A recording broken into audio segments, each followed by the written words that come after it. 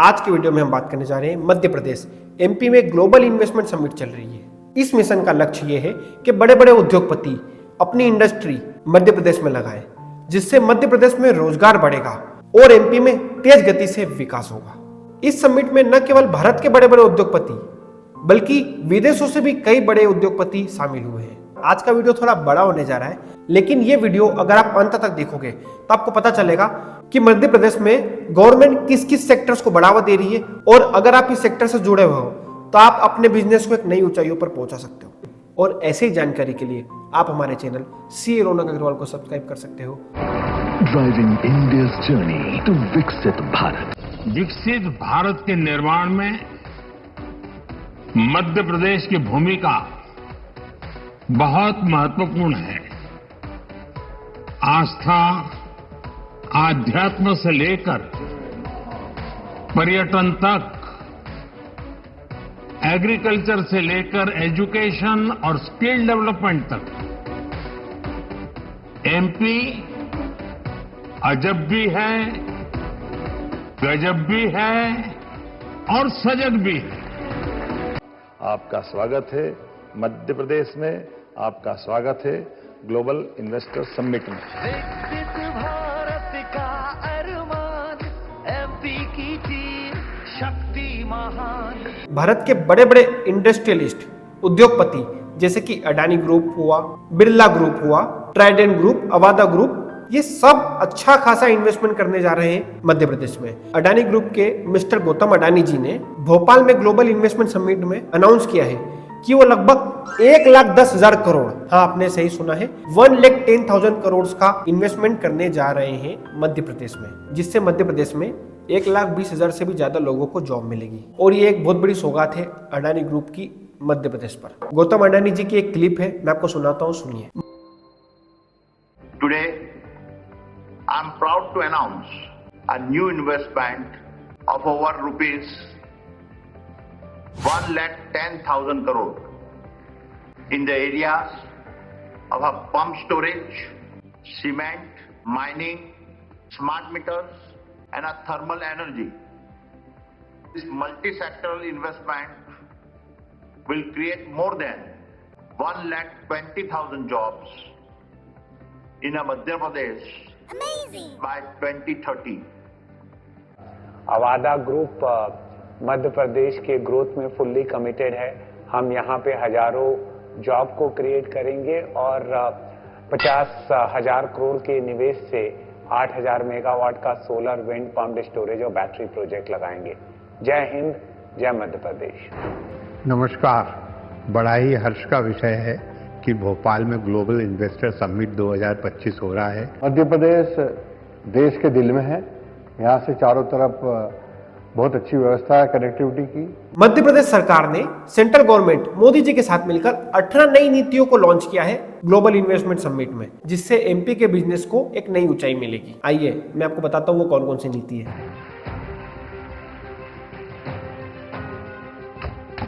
Madhya Pradesh industrial promotion policy, Madhya Pradesh logistics policy, Madhya Pradesh export promotion policy, Madhya Pradesh MSME development policy. ऐसे कर कर total 18 policy government ने नई लॉन्च करी है, और ये बहुत ही कारगर सिद्ध होगी एमपी को नई ऊंचाइयों पर ले जाने के लिए। अब मैं आपको बताने जा रहा हूँ मोदी जी के कुछ अनमोल शब्द, जो स्पेशली वो भोपाल आए थे और उन्होंने ग्लोबल इन्वेस्टमेंट समिट में बताए हैं। और वो इतनी महत्वपूर्ण बातें हैं जिससे आपको पता चल जाएगा कि मध्य प्रदेश में गवर्नमेंट का किस सेक्टर्स में ज्यादा रुझान है और किस सेक्टर्स को बढ़ावा देने जा रहे हैं। सबसे पहले बात करें तो मोदी जी का कहना है कि मध्य प्रदेश ईवी रिवॉल्यूशन का लीडिंग स्टेट बन चुका है। मध्य प्रदेश में जनवरी 2025 तक करीब 2 लाख ईवी व्हीकल्स रजिस्टर्ड हुए हैं। आइए मोदी जी की वो क्लिप है, मैं आपको सुनाता हूँ, सुनिए। जिस एमपी में कभी खराब सड़कों के कारण बसें तक प्रॉपर नहीं चल पाती थी, वो आज भारत की ईवी रिवॉल्यूशन के लीडिंग स्टेट में से एक है। जनवरी 2025 तक करीब 2 लाख इलेक्ट्रिक व्हीकल एमपी में रजिस्टर हुए हैं। ये करीब 90% ग्रोथ है। ये दिखाता है कि एमपी आज मैन्युफैक्चरिंग के नए सेक्टर्स के लिए भी एक शानदार डेस्टिनेशन बनता जा रहा है। दूसरी सबसे बड़ी बात मोदी जी ने ग्लोबल इन्वेस्टर समिट में कही है, भारत में इंफ्रास्ट्रक्चर का बूम आया है। India's infrastructure boom has greatly benefited MP. पिछले 10 वर्षों में भारत के बुनियादी ढांचों में जबरदस्त उछाल देखने को मिला है, जिससे मध्य प्रदेश को बहुत लाभ हुआ है। नई सड़कें, आधुनिक रेलवे नेटवर्क जैसे कई सुविधा मध्य प्रदेश को मिली है। साथियों, बीते दशक में भारत ने इंफ्रास्ट्रक्चर के बूम का दौर देखा है। मैं कह सकता हूं, इसका बहुत बड़ा फायदा एमपी को मिला है। दिल्ली मुंबई एक्सप्रेसवे जो देश के 2 बड़े शहरों को जोड़ रहा है, उसका बड़ा हिस्सा एमपी से ही होकर गुजरता है। आज मध्य प्रदेश में 5 लाख किलोमीटर से अधिक का रोड नेटवर्क है। यानी एमपी में लॉजिस्टिक्स से जुड़े सेक्टर की तेज ग्रोथ तय है। साथियों, एयर कनेक्टिविटी की बात करें तो यहां ग्वालियर और जबलपुर एयरपोर्ट के टर्मिनल्स को भी एक्सपांड किया गया और हम यहीं नहीं रुके हैं। एमपी का जो एक बड़ा रेल नेटवर्क है, उसको भी मॉडर्नाइज किया जा रहा है। भोपाल के रानी कमलापति रेलवे स्टेशन की तस्वीरें आज भी सबका मन मोह लेती हैं। फिर मोदी जी ने बताया एनर्जी सेक्टर के बारे में। एनर्जी सेक्टर, जैसे कि हमें पता है, फ्यूचर में एक बहुत बड़ा बूम आने वाला है एनर्जी सेक्टर का। उन्होंने बताया है ग्रीन एनर्जी में वृद्धि देखने को मिली है मध्य प्रदेश में। 5 ट्रिलियन से भी ज्यादा का इन्वेस्ट हुआ है एनर्जी सेक्टर में। साथियों, बीता दशक भारत के लिए एनर्जी सेक्टर की अनप्रेसिडेंटेड ग्रोथ का रहा है। खास तौर पर ग्रीन एनर्जी को लेकर भारत ने वो कर दिखाया है जिसकी कल्पना तक मुश्किल थी। बीते 10 वर्षों में करीब $70 बिलियन यानी 5 ट्रिलियन रुपये से अधिक रिन्यूएबल एनर्जी सेक्टर में ही इन्वेस्ट हुआ है। फिर मोदी जी ने बताया है विनाइल पेट्रोकेमिकल प्रोजेक्ट के बारे में, और उन्होंने बताया है कि मध्य प्रदेश में कितना इन्वेस्ट हुआ है और इस प्रोजेक्ट का क्या बेनिफिट होगा मध्य प्रदेश को। सरकार द्वारा विनाइल रिफाइनरी पेट्रोकेमिकल कॉम्प्लेक्स पर करीब 50,000 करोड़ रुपए का इन्वेस्टमेंट किया गया है। एमपी में 300 से ज्यादा इंडस्ट्रियल जोन्स हैं। पीथमपुर, रतलाम और देवास में हजारों एकड़ के इन्वेस्टमेंट जोन्स भी डेवलप किए जा रहे हैं। यानी आप सभी इन्वेस्टर्स के लिए यहां बेहतर रिटर्न की अपार संभावनाएं हैं। Water security is essential for industrial development. ये एक बहुत महत्वपूर्ण बात है जो मोदी जी ने बताई है। उन्होंने बताया है वाटर सिक्योरिटी कितनी जरूरी है हमारे लिए। उन्होंने इंटरलिंक रिवर, नदियों को जोड़ने का एक बहुत बड़ा मिशन शुरू किया है। फिर उन्होंने बताया इससे food processing, agro industry, textile industry, इन सेक्टर्स में बहुत ज्यादा पोटेंशियल संभावनाएं देखने को मिल सकती है। साथियों, हम सभी जानते हैं कि औद्योगिक विकास के लिए वाटर सिक्योरिटी होना कितना जरूरी है। इसके लिए एक तरफ वाटर कंजर्वेशन पर बल दे रहे हैं, दूसरी तरफ हम रिवर इंटरलिंकिंग का मेगा मिशन लेकर भी आगे बढ़ रहे हैं। हाल में ही 45,000 करोड़ रुपए के Ken Betwa river interlinking project पर काम शुरू हुआ है। ऐसी सुविधाओं से फूड प्रोसेसिंग, एग्रो इंडस्ट्री और टेक्सटाइल सेक्टर में बहुत बड़ा पोटेंशियल अनलॉक होगा। मोदी जी ने बताया कि एमपी में डबल इंजन की सरकार की वजह से विकास की गति बहुत तेजी से बढ़ रही है और आगे और तेजी से बढ़ेगी। उन्होंने बताया है एमएसएमई, स्मॉल एंटरप्राइजेस, लघु उद्योगों के लिए लोकल चेन सप्लाई का निर्माण कर रहे हैं। हमारा मिडिल क्लास सबसे बड़ा टैक्स पेयर भी है।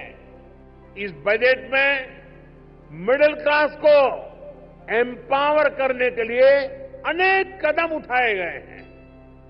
हमने 12 लाख रुपए तक की इनकम को टैक्स फ्री किया है, टैक्स स्लैब्स को रिस्ट्रक्चर किया है। बजट के बाद आरबीआई ने भी ब्याज दरें घटाई हैं। आज हम प्रायोरिटी के आधार पर MSME led local supply chain का निर्माण कर रहे हैं। इसके लिए एमएसएमई की डेफिनेशन को और सुधारा गया है। एमएसएमईज को क्रेडिट लिंक इंसेंटिव दिए जा रहे हैं, एक्सेस टू क्रेडिट आसान बनाया जा रहा है, वैल्यू एडिशन और एक्सपोर्ट के लिए भी सपोर्ट बढ़ाया जा गया है। नेशनल लेवल पर वो क्या चेंज करने जा रहे हैं, उन्होंने स्टेट डीरेगुलेशन कमीशन के बारे में बताया है। राज्य डीरेगुलेशन कमीशन व्यापार को सुधारने के लिए उसकी समीक्षा करता है और व्यापार में जो भी बाधाएं आ रही है उसको कैसे समाप्त कर सकते हैं, इस पर निर्णय लेता है।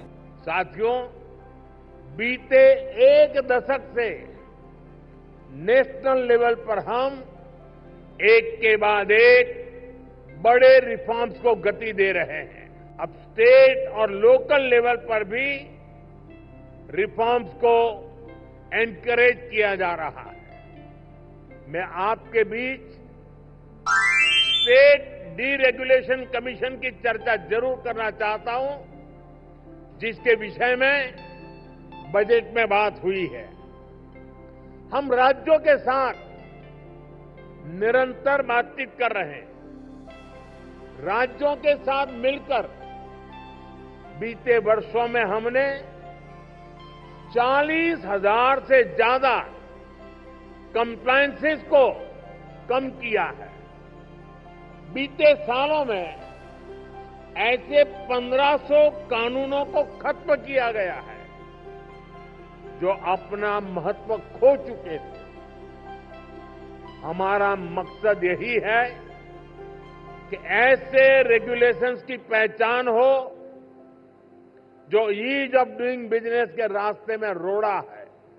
फिर मोदी जी ने बताया है भारत के भविष्य में 3 सेक्टर सबसे महत्वपूर्ण है। पहला सेक्टर है टेक्सटाइल, दूसरा है टूरिज्म, तीसरा है टेक्नोलॉजी। उन्होंने बताया है कि मध्य प्रदेश को एक प्रकार से कॉटन कैपिटल कहा जाता है। साथियों, भारत के विकसित भविष्य में 3 सेक्टर्स की बहुत बड़ी भूमिका रहने वाली है। ये तीनों सेक्टर्स करोड़ों नई जॉब क्रिएट करने वाले हैं। ये सेक्टर्स हैं टेक्सटाइल, टूरिज्म और टेक्नोलॉजी। आप टेक्सटाइल के सेक्टर को ही देखें तो भारत कॉटन, सिल्क, पॉलिएस्टर और विस्कोस का दूसरा सबसे बड़ा प्रोड्यूसर है। भारत का टेक्सटाइल सेक्टर करोड़ों लोगों को रोजगार देता है और मध्य प्रदेश तो एक प्रकार से भारत की कॉटन कैपिटल है। भारत की करीब 25% organic cotton supply Madhya Pradesh से ही होती है। मध्य प्रदेश मलबरी सिल्क इसका भी देश का सबसे बड़ा प्रोड्यूसर है। यहां की चंदेरी और माहेश्वरी साड़ियां बहुत पसंद की जाती हैं। इन्हें जीआई टैग दिया जा चुका है। इसे बजट में भी हमने प्रोत्साहन दिया है। आप सभी सरकार की पीएम मित्र स्कीम से भी परिचित हैं। देश में टेक्सटाइल सेक्टर के लिए ही 7 बड़े टेक्सटाइल पार्क बनाए जा रहे हैं। इनमें से एक मध्य प्रदेश में भी बन रहा है। ये टेक्सटाइल सेक्टर की ग्रोथ को नई बुलंदी देने वाला है। मेरा आग्रह है कि आप टेक्सटाइल सेक्टर के लिए घोषित पीएलआई स्कीम का भी जरूर फायदा उठाएं। कभी एमपी टूरिज्म का एक कैंपेन होता था, एमपी अजब भी है, सबसे गजब भी है। यहां एमपी में नर्मदा जी के आसपास के स्थानों का, आदिवासी क्षेत्रों में टूरिज्म इंफ्रास्ट्रक्चर का बहुत अधिक विकास हुआ। हेल्थ एंड वेलनेस के क्षेत्र में भी इन्वेस्टमेंट के लिए अपॉर्चुनिटीज लगातार बढ़ रही है। वैसा साथियों, आप यहां आए हैं तो उज्जैन में महाकाल महालोक देखने जरूर जाएं। आपको महाकाल का आशीर्वाद भी मिलेगा और देश टूरिज्म और हॉस्पिटैलिटी सेक्टर को कैसे एक्सपांड कर रहा है, इसका अनुभव भी मिलेगा। साथियों, मैंने लाल किले से कहा है, यही समय है, सही समय है आपके लिए एमपी में इन्वेस्टमेंट करने और इन्वेस्टमेंट बढ़ाने का भी यही सही समय है। ये था हमारे देश के माननीय प्रधानमंत्री श्री नरेंद्र मोदी जी और डॉक्टर मनमोहन यादव जी का मध्य प्रदेश को एक बहुत बड़ा तोहफा। अगर आपको मध्य प्रदेश में अपना बिजनेस को स्टार्ट करना है तो एक बहुत सही समय है। आप इन सेक्टर्स में से कुछ भी एक सेक्टर्स को चूज कर सकते हो और अपने बिजनेस को बहुत आगे बढ़ा सकते हो। अगर आपको एमपी में अपनी नई इंडस्ट्री खड़ी करनी है, अपना नया जौहर दिखाना है, तो ये बहुत अच्छा समय है। आप अपना जौहर बिल्कुल दिखा सकते हो। और ऐसे ही जानकारी के लिए आप हमारे चैनल CA रौनक अग्रवाल को सब्सक्राइब कर सकते हो और नोटिफिकेशन बिल को भी ऑन कर सकते हो। धन्यवाद।